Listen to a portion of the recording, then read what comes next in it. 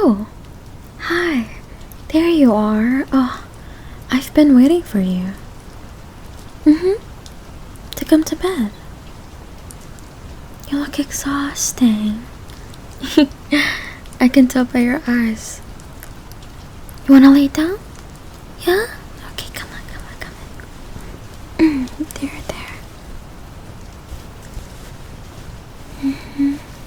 Let's get you tucked in. Nice and warm.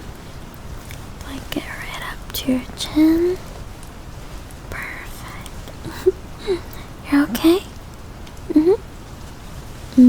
You're officially my favorite bedtime burrito. Is it tight? No? Okay, good. Because you're not going anywhere now. Okay? You're staying right here with me. You know, you're lucky. I'm here to make sure you actually asleep. If I left you alone, you'd be what? Scrolling on your phone until 3 a.m.? I knew it. Nope, not tonight. Yeah, give me that. I'm confiscating this. You can have it back in the morning. Now, since you're all cozy, and since I have you all to myself, I'm going to read you a bedtime story. Not just any story, but I wrote this one just for you. Yeah, is that okay with you? I mean, I was writing it earlier, and I decided to read it to you for a bedtime story. Okay. I wrote it down. Okay, here we go.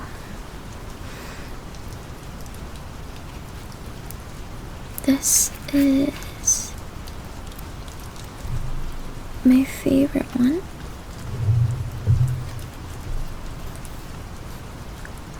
I wrote it like months ago, but yeah, it's about love and a little bit of magic, and I think you'll like it. Comfy? Good. Don't fall asleep too fast, though.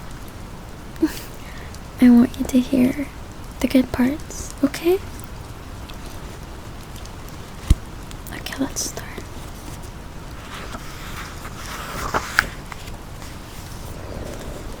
Let's start off the resort of Neil's heart. Okay? Okay, close your eyes. Good. Okay. Neil's inner world was a resort. Not a shabby little inn tuck away on a forgotten road, but a sprawling paradise crafted from years of care and love. There was a beachfront with warm golden sand where worries melted away under the sun.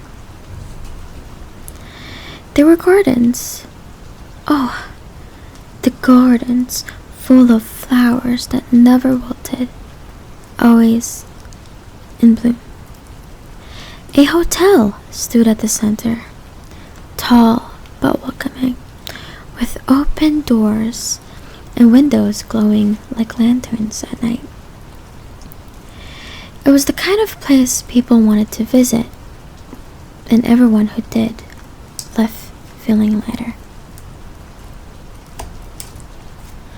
Neil knew how to provide for his guests, how to feed them with laughter, how to entertain them with warmth, and how to give them a safe place to rest.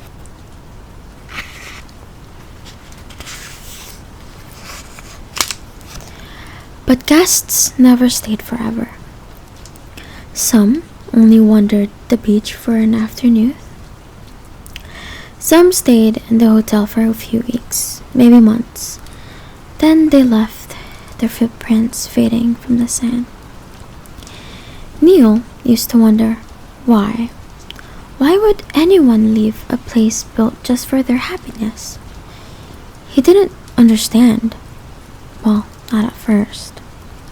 But with time, he learned there are things even the best resort can't give. Things that belong to the world beyond its gates, and that's okay. The resort's purpose wasn't to keep everyone. It was to give joy for as long as it could. Neil was the manager, the only worker.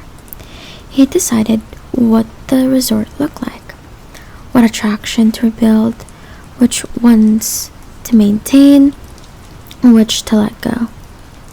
When something broke, a ride, a fountain, a bridge, he'd close it off until he could fix it. He'd take his time, carefully looking at what went wrong, how to repair it, and how to prevent it from breaking again. Sometimes the breakdowns embarrassed him. He wanted everything to run perfectly. But he knew he couldn't rush the repairs.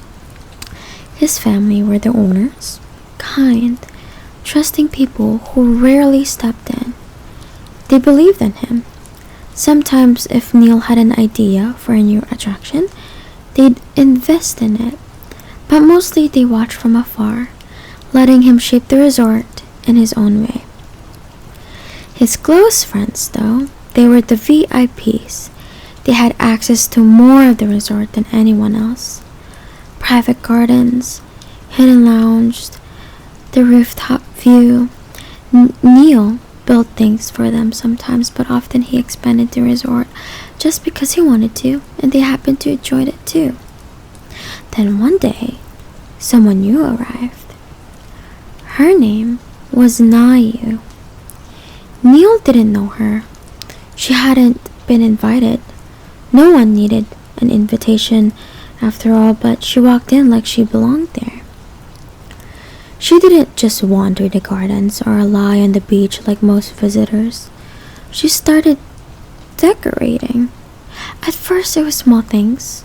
A ribbon tied to the gate post, a cluster of seashells and arranged like a heart near the shoreline, and fresh flowers placed in a vase at the hotel's entrance. Neil noticed. He didn't know if he should say anything. This was his resort after all. But he didn't stop her. He just watched, curious. Days passed, the decorations grew bolder. Wind chimes in the courtyard, lanterns strung across the boardwalk, a painted sign pointing toward the happiest spot that led to a cliff overlooking the ocean. It wasn't just a decoration, it was life. Her touch made the resort feel warmer and brighter. Neil found himself drawn to her, wondering what she saw in the place he'd built. Did she see the cracks in the walls? The attractions under maintenance? Or did she just see beauty? One evening, he found her sitting by the fountain. "You've been busy," he said. She smiled. The kind of smile that seemed to light up every window in the hotel. "Your resort was already beautiful," she said. "I just thought it deserved a little celebration."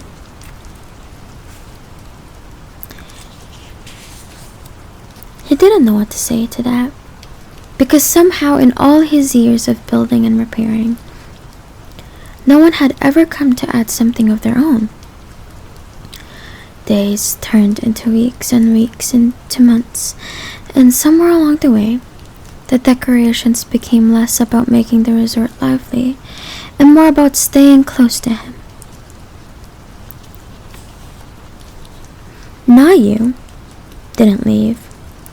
She explored every corner of his world, learned which parts needed quiet care, and which thrive under bursts of laughter.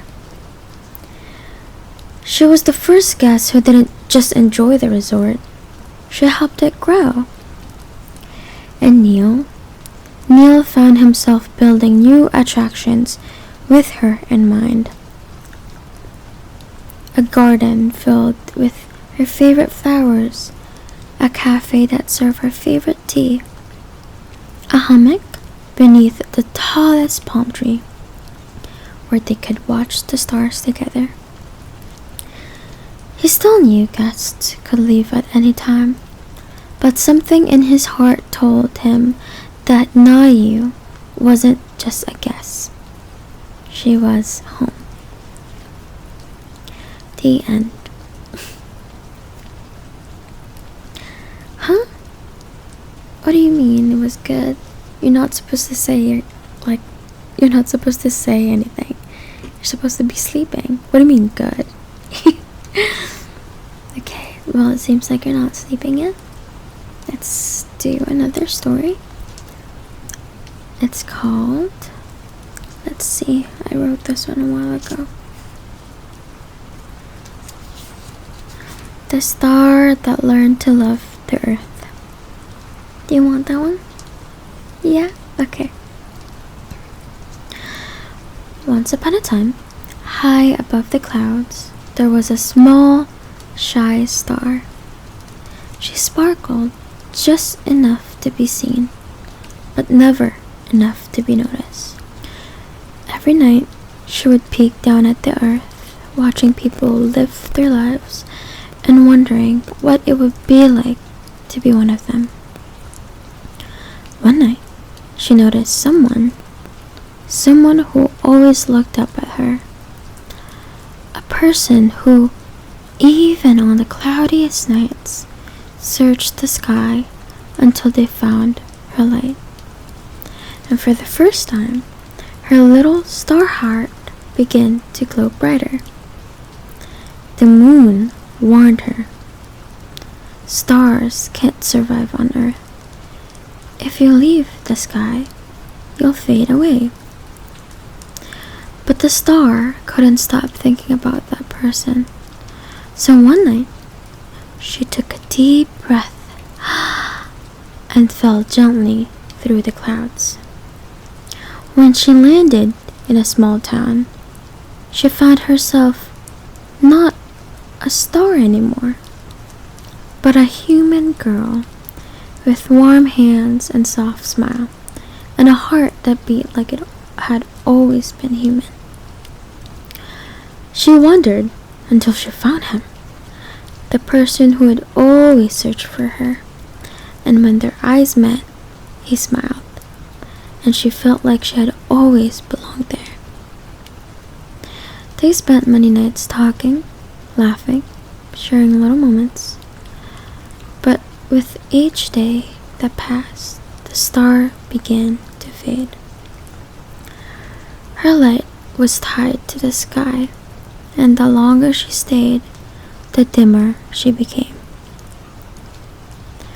One night, she told him the truth, that she was never meant to be here, that she had risked everything to see him, to know him, to love him. He held her hands and told her that even if she left, he would always look for her. And so, she returned to the sky, shining brighter than ever. And every night, he looked up and found her first. The end. That's the end. Not bad, huh? I know you're probably already drifting off, and that's okay. I'll stay right here, just to make sure you're warm.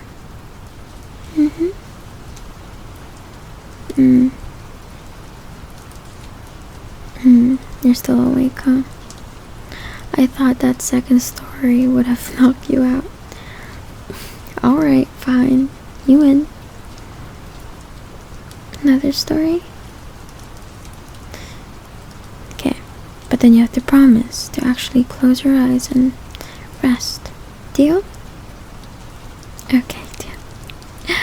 Okay. Once upon a time, in a quiet little town by the sea, there lived a boy who collected sunsets. Not in jars, not in paintings, but in his memory. Every evening, he would climb the highest hill, sit cross-legged on the grass, and watch the sun dip into the ocean. He would close his eyes and store the colors in his mind.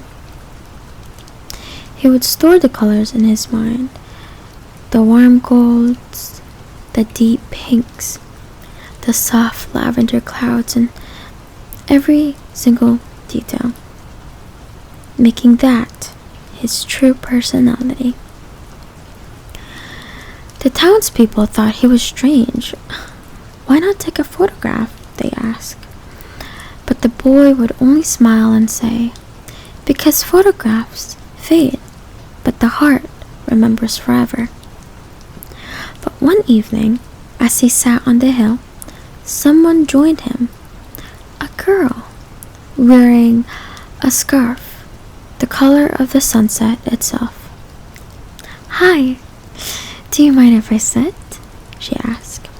He shook his head, and for the first time, he shared the view with someone else.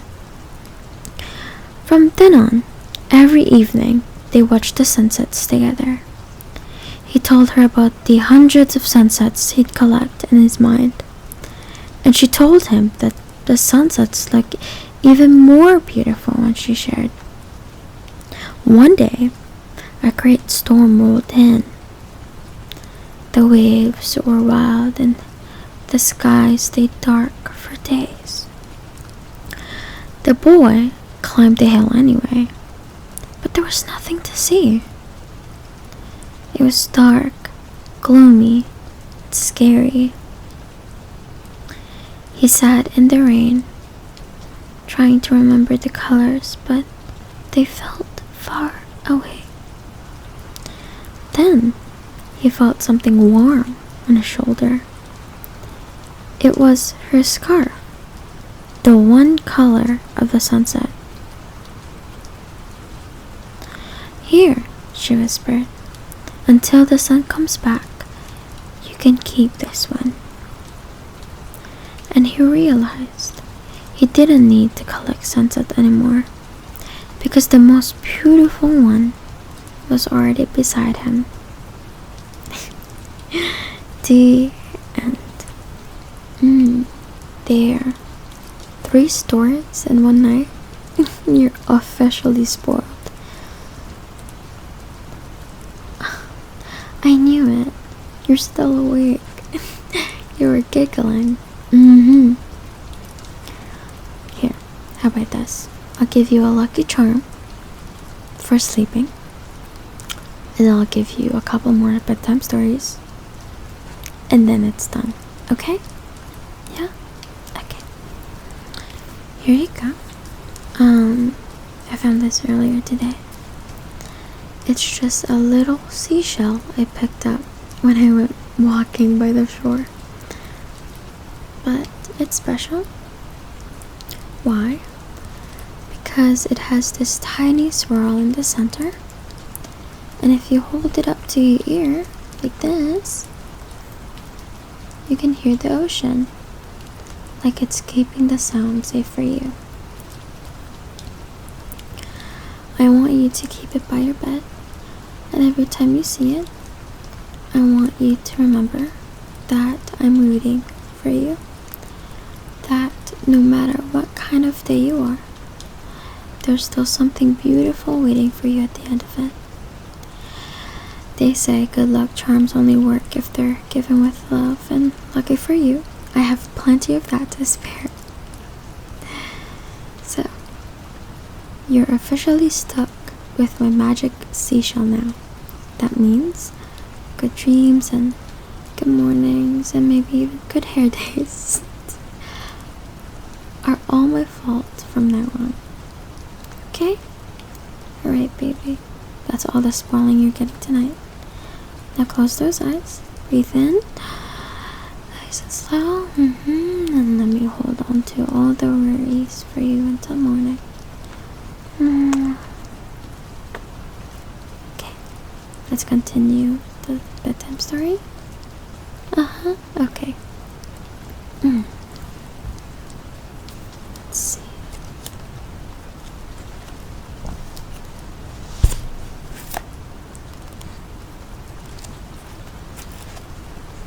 There you go. This is better, okay. Once upon a time, in a quiet, forgotten forest, there was a tiny lantern sitting on a moss-covered rock. Sorry, moss. Its glass was a little crack. Its handle was worn smooth from being carried long ago. But inside, it still held the warmest little light. No one remembered who had left it there, and sometimes the lantern wondered if it even belonged anywhere at all. But every night, it would shine, not for anyone in particular, just because that's what lanterns do. One winter evening, the snow began to fall thick and fast. The forest paths disappeared under white, and the world felt silent. A lone traveler wandered through the darkness, shivering, unsure where to go. When far ahead, a faint golden glow broke through the shadows. The traveler followed it step after step, his boots sinking into the snow, until he finally reached the little lantern. The light was so warm, it felt like it wrapped around his heart. He picked it up, and the lantern flickered happily, almost like it was smiling. Guided by its glow, the traveler found his way home, and when he stepped inside, he placed the lantern by the window, so its light could shine out into the night for anyone else who might be lost. From that night on, the lantern never worried about being forgotten again. It had found its purpose: to guide, to warm, and to stay. And maybe you're my lantern, or maybe I'm yours. Either way, we'll always find each other, and no matter how dark it gets.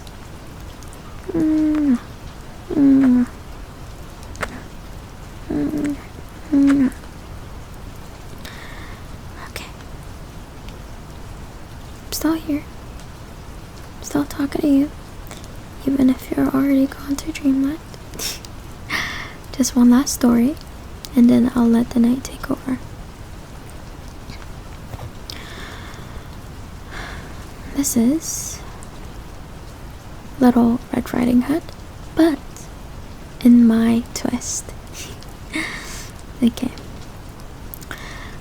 Once, long ago, in a village buried in winter, there was a girl who wore not a Red Riding Hood, but a red lantern hood.